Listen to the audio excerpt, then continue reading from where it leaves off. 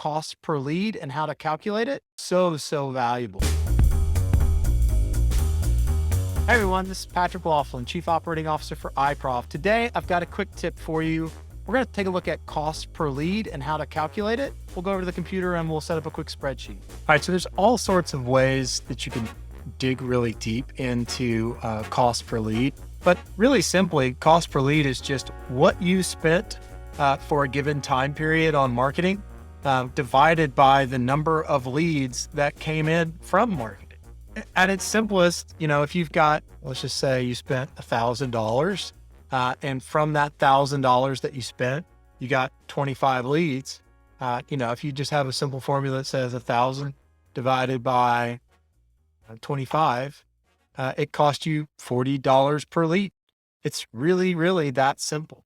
When you get into detailed things, you might have spent the same $1,000, but you spent 300 on Facebook ads, and you spent 100 on Google ads, and you spent 600 on organic content creation, right?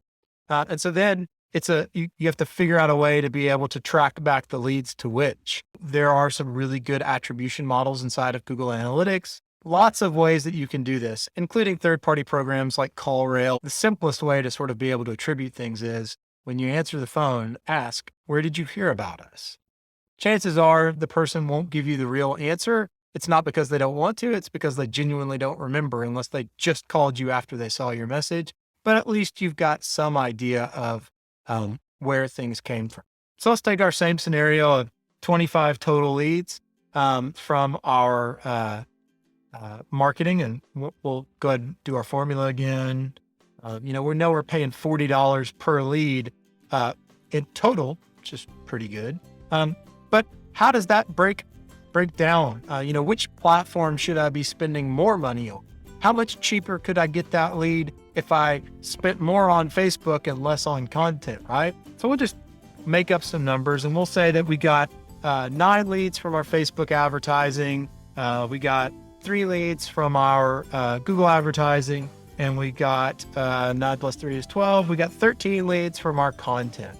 And so we'll just drag our little formula down here and we'll make these dollars just because, it's important to talk about the real things here. So let's go format. There we go.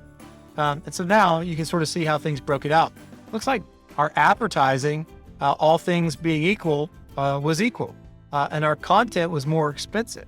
So maybe next month we take our $1,000 and we say, with this knowledge now, we can sort of say, for each one of those leads, it costs us $33 to buy. I still have $1,000. Where should I be spending my $33 per lead, right? That's all this is doing. It's saying, if I had to go buy this, it cost me $40. Where can I go buy more of them? Well, I love content, but in this case, content doesn't drive the business as well as advertising. So we would take some of these dollars and dump them into ads. A quick way you could do that would be to take your $46, subtract your $33 and get your delta of $12.82, and then sort of do a $33 divided by that, 2.6. So I might take my content budget. We'll just take the same thing here. I might take my content budget and I might take what I spent last week and I might multiply it by, which is divide it. Sorry, math is hard. Divide it by that. So that's going to get me closer, or 230. Yeah. So I'm going to say instead of spending $600, I'm going to spend $230 there, and we'll make that dollars just so it's easier to calculate things. And then once again, I need a delta. So we'll take that 600. We'll subtract the 230 from it. That tells me what else I've got to spend on ads. And since I've got a 1/3 relationship here, we'll just sort of split this up. We'll go times 0.3.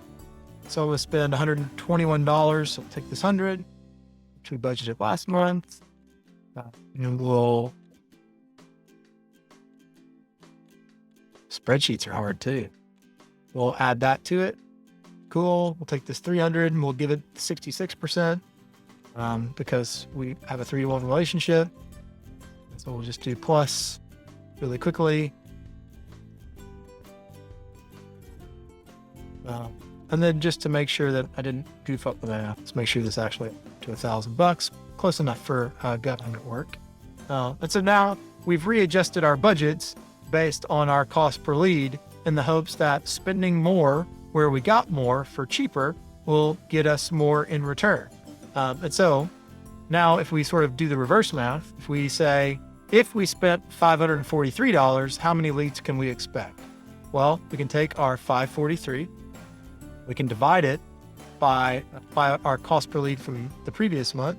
And we can see that if we run it all the way down, where we can expect reasonably to get about a little under around 16 leads from Facebook, 6 leads from Google Ads, and 5 leads from content.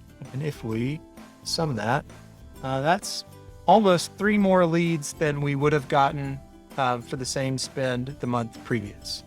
So those 3 leads equals more money that we can reinvest into advertising.